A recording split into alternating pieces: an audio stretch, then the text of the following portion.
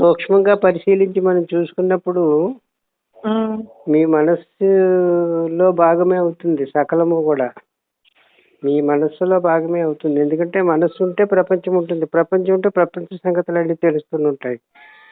అంటే అక్కడ అది కూడా కూడా మన మనస్సు ఉండాలి కదా. ఊహాగానమేనంటారా అక్కడ కూడా మనసులో? మనస్సే కదా ఉండాలి. వాడు ఆయా కార్యకలాపాలు చేయడానికి కూడా మనసే కదా కారణం అవుతుంది. మనస్సు కలిగిన వాడు ఎవరో ఒకరు ఉంటే కదా మనస్సు ఉంటుంది. ఇంతకీ మనస్సు కలిగిన వాడు ఎవరు? మనం మాట్లాడుకునేది మనసు దగ్గరికి వచ్చి, మనసు వైపుకి వచ్చి, మనసు యొక్క చర్యలు కార్యకలాపాల గురించి మాట్లాడుకుంటున్నాము, మంచిదే. కానీ మనసు కలిగిన వాడు ఎవరో ఒకరు ఉండుండాలి కదా. వాడు ఎవడనేది మీ దగ్గరే కదా మీరు వెతుక్కోవాలి. వాడు అదే మూలాన్ని ఎత్తుక్కోవాల్సింది మీ దగ్గరే, బయట ఎతికితే దొరకదు కదా. ఎవరిది వాళ్ళు వెతుక్కోవాలి. మీ వైపు నుంచి మీరే వెతుక్కోవాలి. వాడు మూలం కనుక మీరు కనుగొంటే ఆ మనసు కలిగిన వాడు మీరే అవుతారు. అప్పుడు ఆ మనసు మీదే అవుతుంది, ఆ మనసు కార్యకలాపాలు మీవే అవుతాయి. అలా లెక్క మారిపోతుంది అనమాట అండి. ఎదురువాడిది కూడా మన మనసు ప్రయాస వల్లే జరుగుతుందంటారా? మనస్సే కదా. వాడన్నా వాడుగా ఉండాలన్నా, మీరుగా ఉండాలన్నా, ఇంకొకరుగా ఉండాలన్నా మనస్సు ఉండాలి కదా. మనస్సు కార్యమే కదా ప్రపంచ కార్యం అంటే. మెలకులోంచి జగత్తు వస్తుంది, ఆ జగత్తులోంచి ఎన్ని అవును సృష్టి అవును వస్తూ అవును ఉంటున్నాయి. అవును జగత్తంతా అప్పుడు కలిపి మనస్సు, మనస్సే. ఇదంతా మనస్సు. మనస్సే. ఆ మనస్సు కలిగిన వాడు ఎవరు? ఎవరో గుర్తించి ఆ కలిగిన వాడిని పట్టుకుంటే ఆ కలిగిన వాడి కార్యమే కదా మనోకార్యం అంతా. అప్పుడు నింద ఎవరు నింద చెప్పండి. నిందాస్తుతులు ఎవరికి చెందుతాయి? మనస్సు అనేది ఒక దేహానికి సంబంధించింది అంటారా? దేనికి సంబంధించింది? మనస్సు అనేది తలంపుల యొక్క సమూహం. మనస్సు అంటే ఇంకేమి కాదు. అవునండి, అది దేహానికి సంబంధం ఉండదా? దేహము కూడా మనస్సే కదా. మనస్సు లేకుండా దేహం ఉంటుందా? కాబట్టి మనస్సు అన్నా దేహం అన్నా రెండు ఒకటే. మనస్సే దేహంగా ఉంది. మనసు లేకపోతే దేహం ఎట్లా ఉంటుంది? దేహం ద్వారా కార్యకలాపాలు కొనసాగించేది మనస్సే. దేహం మనసుకి ఉపకరణం. ఆ కార్యరూపాన్ని చేయడానికి స్థూల రూపం అనమాట అండి. మనసుకి స్థూల రూపం దేహం, మనసుకి సూక్ష్మ రూపం. మనసుకి స్థూల రూపం దేహం, దేహానికి సూక్ష్మ రూపం మనస్సు అని. అసలు ఇన్ని ఆలోచనలు సమూహం అంతా ఒక తలంపు నుంచి, నేను అనే దాని నుంచే వస్తుంది అంటున్నారు కదా.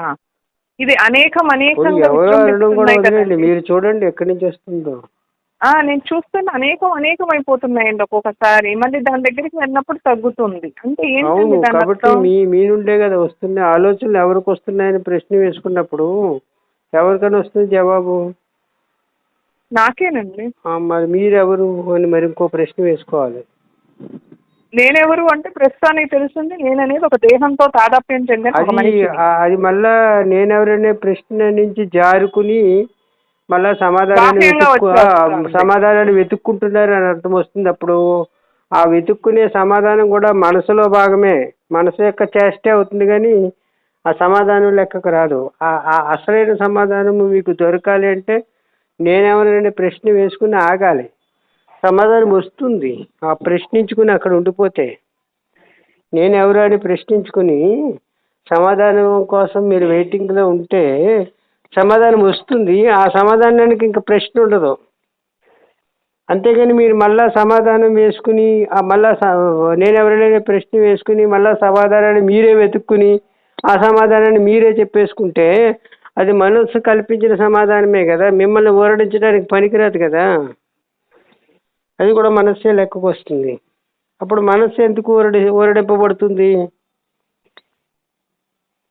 మనకు అనుగుణంగా ఏదో ఒకటి అనుకున్నప్పుడు దాన్ని ఊరట కలుగుతుందండి.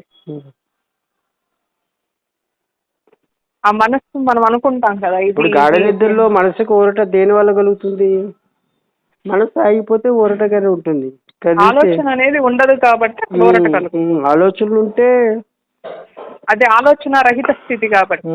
అంతే అంతే అంతేనండి. నిశ్చలంగా ఉంటుంది. అక్కడ చలనం లేకుండా ఉంటుంది. ఆ నిశ్చలతలో ఏమైందంటే మొత్తం తను కరిగిపోతుంది అనమాట, అక్కడ ఉండదు మనస్సు. దాని వాస్తవికం మాత్రమే ఉంటుంది. చరణమైతేనే మీకు మనస్సు అని లెక్కొస్తుంది. నిశ్చలమైపోతే ఆత్మాకారాన్ని పొందుతుంది, అక్కడ ఆత్మగానే ఉంటుంది. తన అస్తిత్వాన్ని పోగొట్టుకుంటుంది మనస్సు. నిశ్చలతత్వే జీవన్ముక్తి అని చెప్పబడుతుంది, అందు గురించి. అలాగేనండి, అది బాగానే ఉంది. ఇప్పుడు ఆత్మతత్వాన్ని గ్రహించటం అంటే ఇప్పుడు ప్రతి ఒక్క మనిషిలో ఉండే ఆత్మ ఒకటి కదా. ప్రతి ఒక్క మనిషి ఉండడానికి ముందు ఒక మనిషి ఉండాలి కదా, మీరుంటేనే వస్తుంది. ప్రతి ఒక్క మనిషికి ఉండడానికి కారణం మీరే. పరమాత్మ అంటున్నారు కదా, అందరూ కూడా వదిలేయండి, అందరూ గొడవ మీరు పక్కన పెట్టాలి కాసేపు.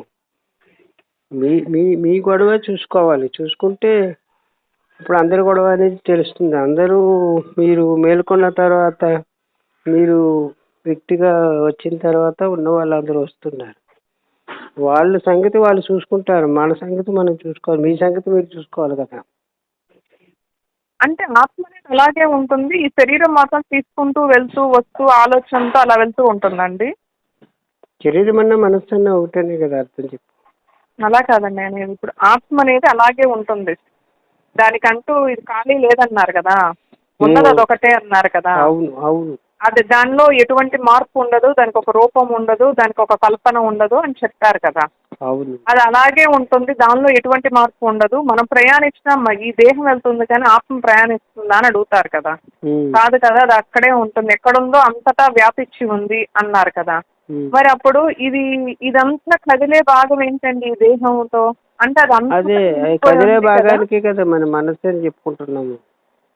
ఇప్పుడు అంతటా వ్యాపించి కదిలే భాగానికే మనసు అని పేరు, కదలని భాగానికే ఆత్మ అని పేరు. అది గురువు గారు దాంట్లో పుస్తకంలో కూడా ఇదే రాస్తుంది. కాబట్టి కదలని భాగం ఉంటే కదిలే భాగం ఉంటుంది. మనం కదిలే భాగంలో ఉన్నామని గుర్తించాలి మొదట. ఇలా మాట్లాడుకోవడం చేయడం ఇదంతా కలిపి కదిలే భాగంలో భాగమే కదా.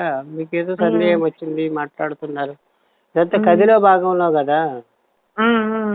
ఇదంతా కదిలే భాగం అని గుర్తిస్తే ఆ గుర్తించేవారు కదలని వారు లెక్క వస్తారు. గుర్తింపబడేదంతా కదిలేదే. కదులుతున్న దాంట్లో కదలనేది ఎక్కడ అనుభవానికి వస్తుంది? అందదు కదా. ఇది కదులుతూ ఉందండి, ఇది కదులుతూ ఉంది. అదే ఈ కదలికల్లో భాగంగా చెప్పుకునే మాటలే కదా ఇవన్నీ అంటున్నాము. అది లోపల ఉంది బయట ఉందంటారు, మీ లోపల చూడండి అంటారు కదా, అది అర్థం కావట్లేదండి. అలా మీరు శరీరంగా ఉంటున్నారు కాబట్టి శరీరానికి బయట లోపల అంతా తానే వ్యాపించింది కాబట్టి ఆకాశం మీకు శరీరాన్ని బయటే ఉందా, లోపల లేదా? ఆకాశం అనే తత్వం ఉంది, శరీరానికి బయట ఉందా లోపల ఉందా? మనకు చూడటానికి బయట ఉంది అది. మరి లోపల కూడా ఆకాశ తత్వం ఉంటేనే కదా మీకు నాడుల్లో రక్తం ప్రవహింపు చేస్తుంది, అన్ని పనులు చేస్తున్నాయి. అన్ని పనులు చేయాలంటే ఖాళీ అనే స్థలం ఉండాలి కదా, అక్కడ ప్లేస్, జాగా, స్పేస్ ఉండాలి కదండి. స్పేస్ లేకుండా రక్త ప్రసరణ జరగదు. ప్రతి నాడులోని వ్యాపించి ఉంటుంది. ఖాళీ అనే ప్లేస్ లేకుండా సృష్టిలో ఉండదు అసలు. మీకు ఖాళీ మూసుకుపోతే కదండి, దాన్ని మళ్ళా పైపులు పెట్టి అవి పెట్టి ఖాళీని చేస్తున్నారు డాక్టర్లు. ఖాళీ ఉంటుంది, ఆ ఖాళీనే స్పేస్నే మనం ఆకాశం అంటున్నాం. అది సూక్ష్మంగా ఉంది. అట్లా ఖాళీయే అంత సూక్ష్మంగా ఉంటే ఆ ఖాళీగా ఉన్న భగవతత్వం ఎంత సూక్ష్మంగా ఉంటుంది? అదంతా సూక్ష్మాతి సూక్ష్మమై ఉంది, వ్యాపించి.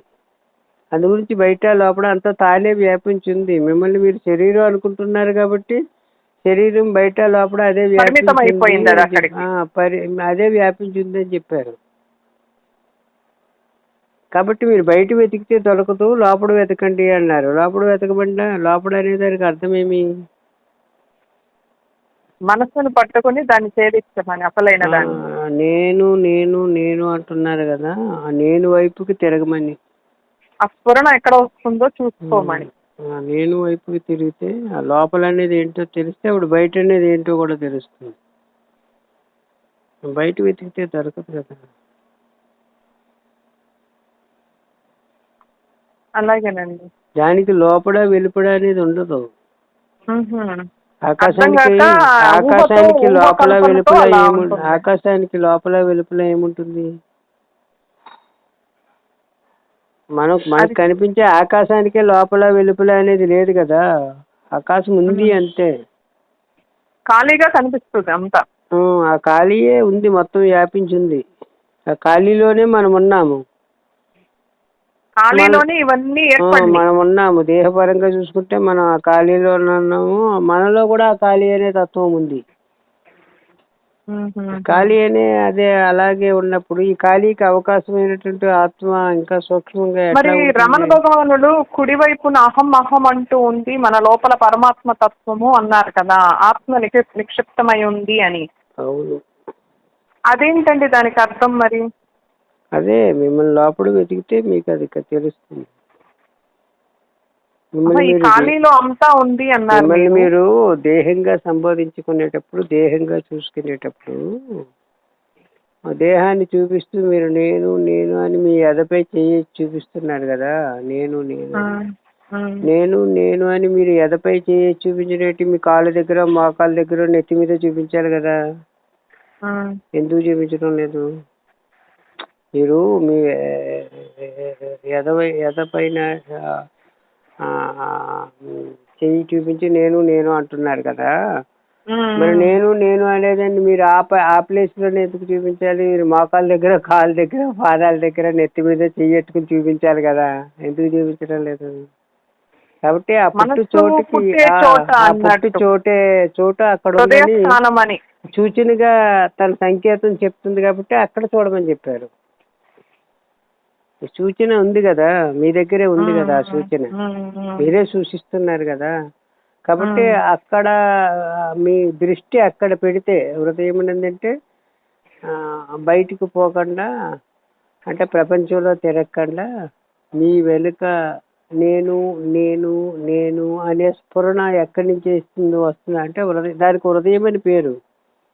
ఆ హృదయం అనే పేరుని ఎక్కడి నుంచి వస్తుంది మనకు తెలియదు, కానీ మీరు చూపించడము మీరేదో ఒక చోటు చూపిస్తున్నారు కాబట్టి దానికి హృదయం అనే పేరు అక్కడ ఉందని చెప్పారంటే అక్కడ ఉందని కాదు, మొత్తం వ్యాపించున్నది, కానీ ఆ చోట్లోంచి ప్రకటన అవుతున్నట్టు తెలుస్తుంది కదా. కానీ నేను నేను నేను నేను అనే అనుభవం ఒకటి ఉంది కదా మీ దగ్గర. ఆ అనుభవాన్ని చూడమని చూస్తే నేను నేను ఎక్కడ పుడుతుందో. ఇప్పుడు దుఃఖం అంటే ఇలా ఉంటుంది అంటే మనకు అనుభవం చేత తెలుస్తుంది. ఇది దుఃఖము, బాధ వచ్చింది కాబట్టి అది దుఃఖము. శరీరానికి బాధ వచ్చింది, మనసుకు బాధ కలిగింది, అది దుఃఖము. అట్లా తెలుస్తుందండి అనుభవం చేత. నేను అనేది కూడా మీకు తెలుస్తుంది కదా, మీ అనుభవమే కదా. నేను అనేది ఎవరి అనుభవమే కాదు కదా, మీ అనుభవమే కదా.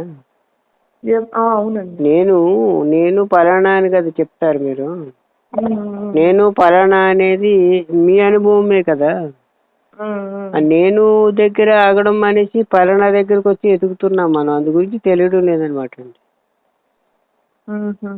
నేను దగ్గర చూడమని ఆ దృష్టి నేనుపై ఉంచాలి, కానీ పలానా వైపు పెడుతుంటే పలానా తెలుస్తుంది. మీరెవరు అంటే పలానా వారిని కదా చెప్తారు. మీరు ఏ ఊర్లో ఉంటారంటే పలానా ఊర్లో ఉన్నారని చెప్తున్నారు. నాది ఇదండి అదండి మొత్తం ఈ బయోడేటా అంతా చెప్పేస్తున్నారు శరీరానికి సంబంధించింది. మరి మీ బయోడేటా కాదు కదా, నేను బయోడేటా కాదని. అది గురించి అప్పుడు అది మీకు తెలియాలంటే అది మీ నుండే కదా పుడుతుంది. నేను అనే సంస్మరణ మీలోనే ఉంది, మీ నుండే పుట్టింది, మీ అనుభవంలోనే ఉంది కాబట్టి అక్కడ దృష్టి పెట్టమని. అదేనండి. అది ఇప్పుడు మీరు చెప్పింది ఒకటి అర్థమైందండి. అక్కడ దృష్టి పెట్టమన్నారు బాగానే ఉంది. ఇప్పుడు నొప్పి వచ్చింది శరీరానికి ఎక్కడన్నా, ఆ నొప్పి వచ్చింది దాని మీద మనకి అంత కాన్సన్ట్రేషన్ దాని మీదకి వెళ్తుంది, ఆ నొప్పి మీదకి. మొత్తం స్ఫురణ మొత్తం కంప్లీట్గా వెళ్ళిపోతుంది దాని మీదకి. మన కంట్రోల్ ఉంటుందంటారు అప్పుడు నేను అనే స్ఫురణ అక్కడ ఉంటుందా? ఎట్లా ఉంటుంది? నొప్పి అనేది అనుభవంలో ఉంది కదా మీకు. మరి అది అనుభవం లేకుండా మీ ఆల్రెడీ ఏదో ఒక అనుభవం ఉంది మీకు. ఆ అనుభవం నొప్పి ఉన్నప్పుడు నొప్పి అనే అనుభవాన్ని అనుభవిస్తుంది అనమాట అండి. నొప్పి లేనప్పుడు, నొప్పి అనే అనుభవం లేనప్పుడు కూడా తాను ఉంది. ఏ అనుభవం లేకుండా ఉంది. నొప్పి ఉన్నప్పుడు నొప్పి అనే అనుభవం ఉంది, నొప్పి లేనప్పుడు ఏ అనుభవం లేకుండా ఉంది. మళ్ళీ ఏదో సంతోషం రావచ్చు, అప్పుడు సంతోషాన్ని కూడా అనుభవిస్తున్నారు కదా మీరు. అవును, అనుభవించేవారు ఉంటే కదా అనుభవం ఉంటుంది. కాబట్టి ఇప్పుడు కూడా మీరు ఏం మాట్లాడుతుంటే అనుభవించేవాడిని వదిలేసి అనుభవింపబడే వాటి గురించి మాట్లాడుతున్నారు. అనుభవింపబడేది ఉంటుంది, అనుభవించే మీరున్నారు కాబట్టి అనుభవింపబడేది కూడా ఉంది కాబట్టి అనుభవింపబడే దాని విషయం అడుగుతున్నారు. నొప్పి ఉంది కాబట్టి నొప్పి అనుభవం ఉంది, దుఃఖం ఉంది కాబట్టి దుఃఖం అనుభవం ఉంది, సుఖం ఉంటే సుఖానుభవం కూడా ఉంది కదా మీ దగ్గర. అన్నీ ఉన్నాయి కదండి. మరి సుఖాన్ని అనుభవించేది ఎవరు? వారే దుఃఖాన్ని కూడా అనుభవిస్తున్నారు. ఇంతగా అనుభవించేవాడు ఎవడని? దుఃఖమా అని చెప్పాలా, సుఖమని చెప్పాలా? వాడిది దుఃఖానుభవం అని చెప్పాలా, సుఖానుభవం అని చెప్పాలా? అనుభవించేవాడిది. అనుభవింపబడే దాని దగ్గరికి వచ్చేసరికి ఒక సందర్భంలో సుఖం వస్తుంది, మరొక సందర్భంలో దుఃఖం వస్తుంది, కానీ రెండు భాగాలుగా ఉంది అనుభవింపబడే దాని దగ్గరికి వచ్చేసరికి. కానీ తన దగ్గరికి వచ్చి చూసుకున్నప్పుడు తనలో సుఖానుభవం ఉందని చెప్పాలా, దుఃఖానుభవం ఉందని చెప్పాలా? దానికి ఎటువంటి స్థితి లేదు. మరి ఇంకేమి ఎటువంటి ఏ అనుభవం లేని అనుభవమే వీటి అనుభవాన్ని అనుభవిస్తుంది. ఈ ఎరుకు వల్ల అనుభవం వస్తుందండి, అది కూడా నొప్పని. ఎరుక అనేదే కదా, ఎరుకన్నా అనుభవం అన్నా ఒకటే. అవన్నీ మాటలు ఎరుకని చెప్పిన ఎరుకన్నా జ్ఞానం చేతే అది నొప్పని తెలుస్తుందా? అవును అవును. ఇప్పుడు మనలో అది తెలుస్తుంది అంటే అది జ్ఞానం చేతే తెలుస్తుంది. జ్ఞానమునకే తెలుస్తుంది, జ్ఞానమే గుర్తిస్తుంది, గుర్తిస్తుంది. మరి దాన్ని అది గుర్తించుకోవడానికి మర్చిపోతుంది ఎందుకని? దీనిలోనే అది కాదు కదా చెప్తుంటే, మీరు చెప్తున్నారు ఆ మాట. నేను మర్చిపోయినని జ్ఞానం చెప్పడం లేదు కదా, జ్ఞానం చెప్పడం లేదు, మనస్సు చెప్తుంది. శరీరం అనే తలంపుతో మమేకమయ్యి నేను మర్చిపోతున్నాను అని చెప్తుంది.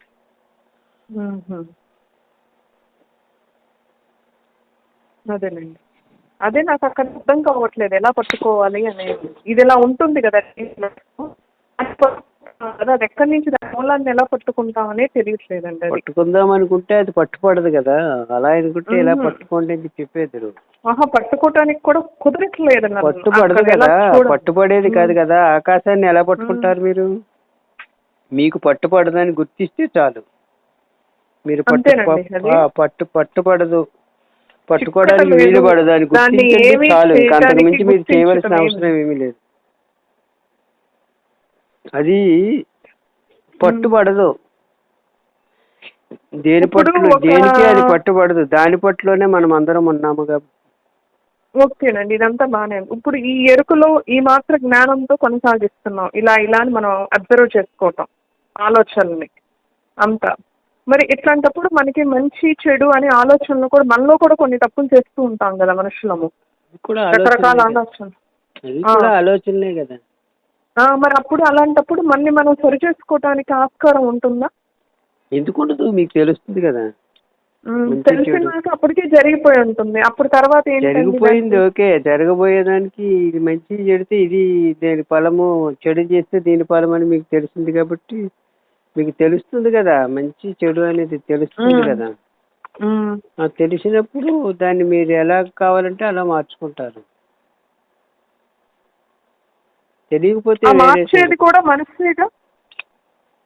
మన ఇప్పుడు మాట్లాడేది కూడా మనసే కదా. ఈ ఆలోచనని మార్చేది కూడా మనసే కదా. మాట్లాడేది కూడా మనసే కదా.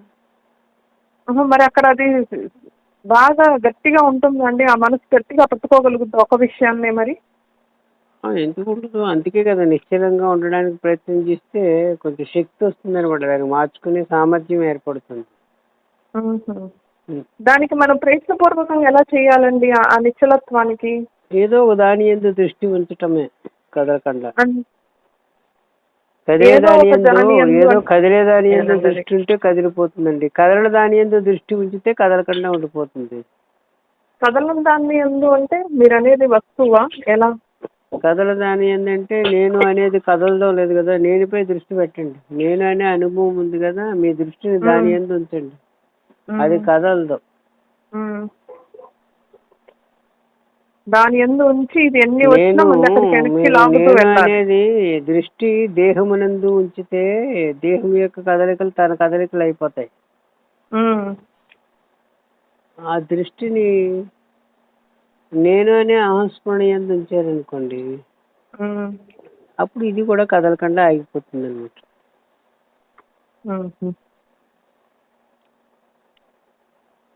నేను అనేది నేను అసలైన నేను అనేది ఉంది అని దాని ఎందు దృష్టి పెడుతూ ఉండాలి, దృష్టి సారిస్తూ. అది ఎన్నిసార్లు జారి పడిపోతుందో దాని వెనకాలే మనం వెళ్తూ ఉండాలి, మనస్సుని గట్టిగా నిశ్చలం చేసి. అదేగా మీరు చెప్పేది? హలో, ఏమంటున్నారు? కాదండి, ఇప్పుడు అసలైన నేను మీదే దృష్టి పెట్టమంటున్నారు మీరు. ఆ ఎరుక నేనుపై దృష్టి పెట్టడం అంటే నేను నేను నేను అని మిమ్మల్ని మీరు సంబోధిస్తున్నారు కదా. నేనేని దేన్ని చూపించి నేనంటున్నారు మీరు? దేహాన్ని చూపించి నేనని చెప్తున్నారు. అప్పుడు దేహం మీద దృష్టి పెట్టడమే కదా లెక్కొచ్చింది. అవునండి, మారిపోతుంది. మీ దృష్టి దేహం మీద పెట్టినప్పుడు దేహాది సంఘాతానికి సంబంధించిన అనుభవం ఉంటుంది, కానీ ఆత్మ అనుభవం ఎందుకుంటుంది? ఉండదు కదా. ఉండదండి. అది ఇప్పుడు నేను నేను నేను అని సంబోధిస్తున్నారు. నేనంటే ఎవరంటే దేహాన్ని చూపిస్తున్నారు. దేహంలో నేను ఎక్కడుందో చూపించండి, పోనీ ఎతికి అది నాది కింద మారుతుంది. నేను దేహంలో ఎక్కడుంది? నేను నేను అంటున్నారు కదా. దేహంలో ఎక్కడుందని చూపిస్తే ఏం చెప్తారు? ఏదో ప్రతిదానికి ఒక పేరు చెప్తారు. మీ శరీరంలో ప్రతి పార్టీని చూపించి ఇది మీరా ఇది మీరా అంటే దానికి ఒక పేరు చెప్తారు, కానీ నేను ఎక్కడుంది ఎతకమంటే మీకు నేను అడ్రస్ దొరకడం లేదు. కానీ అనడమేమో నేను నేను అని అంటున్నారు కదా. మరి ఎక్కడుండి అంటున్నారు? అది ఎక్కడి నుంచి స్ఫురిస్తుంది కానీ దాని కాబట్టి ఆ ఎక్కడి నుంచి వస్తుంది అని ప్రశ్నించుకుని ఆ దృష్టి దాని మీద ఉంచాలి. ఎవరికి వస్తున్నాయి తలంపులను ప్రశ్నించుకున్నప్పుడు నాకని జవాబు వస్తుంది కదా. మళ్ళీ నేను ఎవరైనా ప్రశ్నించుకుని ఉండడమే దృష్టి దాని మీద పెట్టడం లెక్కకు వస్తుంది. కానీ మీరు ఇలా మాట్లాడుకుంటూ పోవడం వల్ల ప్రయోజనం ఏముంది? దేహాది సంఘాతం మీద దృష్టి పెట్టడమే లెక్కకు వస్తుంది. ఈ మాటలు కూడా దేహం ఉండాలి, మనస్సు ఉంటే మాటలు వస్తాయి. ఈ మాటలన్నీ కలిపి దేహాన్ని చూపిస్తాయి, మనస్సును చూపిస్తాయి, కానీ ఆత్మను చూపించడానికి పనికిరావు. ఆత్మను చూపించాలంటే ఆత్మ మీదే కదా దృష్టి పెట్టాలి. ఆత్మ మీద దృష్టి పెట్టాలంటే మాట్లాడుకుంటే మాటలే ఉంటాయి, కానీ ఆత్మ ఉండదు కదా. ఆత్మే మాటల రూపంలో ఉంది, మాటలుగా ఉంది, దేహముగా ఉంది. కాబట్టి దేహాన్ని చూపించగలుగుతున్నారు, మనసు గురించి చెప్పగలుగుతున్నారు. నేను నేను అని సంబోధిస్తున్నారు, కానీ నేను గురించి చెప్పమంటే వివరణ లేదు మీ దగ్గర. అప్పుడు దృష్టి దేని ఎందుకు పెట్టాలి? నేను ఎందుకు కదా పెట్టాలి. నేను నేను అంటున్నారు కదా. నేను నేను నేను నేను అనేది ఎక్కడి నుంచి వస్తుంది అని దృష్టి దాని ఎందుకు పెట్టాలి. నేను ఎక్కడి నుంచి వస్తుందో చూస్తే ఆ మూలం ఏదైతే ఉన్నదో ఆ మూలం అయిపోతుంది అన్నమాట. ఏది చూస్తుందో అది ఆ మూలం అయిపోయి ఇది ఆగిపోతుంది. ముందు ఆ పని చేయండి, తర్వాత మాట్లాడుకుంటాం. అలాగే. ఉందాం. నమస్కారం. నమస్కారం.